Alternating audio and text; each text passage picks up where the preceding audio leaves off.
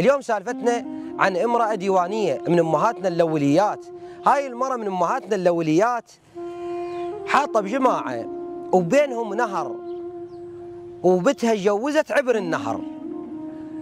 هسه الأم حنينة والأم عزيزة وتريد تطرش لبتها وتعبر لبتها، فهي تعبر اكو قنطرة أو جذع يفصل بين الأم وبين بتها، والمسافة مالت النهر كلش بعيدة إلا سيارة الله تفتر، فهي قريبة على هذا المكان.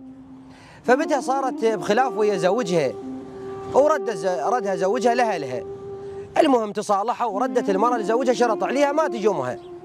بوي اريد اشوف امي، اريد اسلم على امي، اريد امي تشوفني.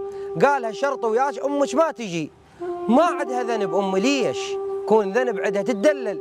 قالها ما تجي امك. المهم قالها انا عليه من اقول لك ما تجي امك، خلنا اشيل القنطره واشيل الجذع اللي تعبر عليه امك. فصدق هذا ايش سوى؟ راح شال الجذع وشمره بالماي.